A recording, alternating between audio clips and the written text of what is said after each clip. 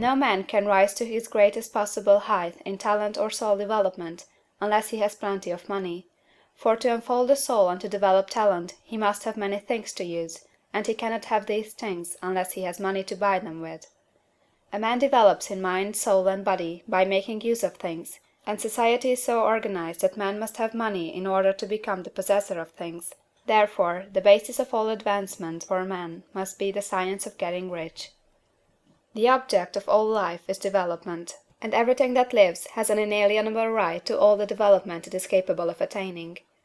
Man's right to life means his right to have the free and unrestricted use of all the things which may be necessary to his fullest mental, spiritual, and physical unfoldment, or, in other words, his right to be rich. To be really rich does not mean to be satisfied or contented with a little. No man ought to be satisfied with a little if he is capable of using and enjoying more. The purpose of nature is the advancement and unfoldment of life, and every man should have all that can contribute to the power, elegance, beauty, and richness of life. To be content with less is sinful. The man who owns all he wants for the living of all the life he is capable of living is rich, and no man who has not plenty of money can have all he wants. Life has advanced so far, and become so complex, that even the most ordinary man or woman requires a great amount of wealth in order to live in a manner that even approaches completeness. Every person naturally wants to become all that they are capable of becoming. This desire to realize innate possibilities is inherent in human nature. We cannot help wanting to be all that we can be. Success in life is becoming what you want to be. You can become what you want to be only by making use of things, and you can have the free use of things only as you become rich enough to buy them. To understand the science of getting rich is therefore the most essential of all knowledge. There is nothing wrong in wanting to get rich. The desire for riches is really the desire for a richer, fuller, and more abundant life, and that desire is praiseworthy.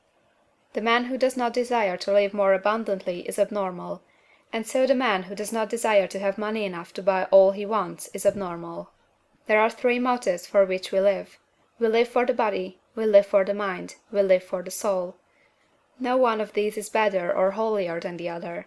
All are alike desirable, and no one of the three, body, mind, or soul, can live fully if either of the others is cut short of full life and expression.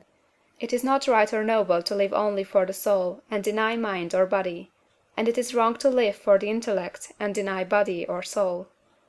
We are all acquainted with the loathsome consequences of living for the body and denying both mind and soul, and we can see that real life means the complete expression of all that man can give forth through body, mind, and soul. Whatever he can say, no man can be really happy or satisfied unless his body is living fully in every function, and unless the same is true for his mind and his soul. Wherever there is unexpressed possibility, or function not performed, there is unsatisfied desire. Desire is possibility seeking expression, or function seeking performance. Man cannot live fully in body without good food, comfortable clothing, and warm shelter, and without freedom from excessive toil. Rest and recreation are also necessary for his physical life.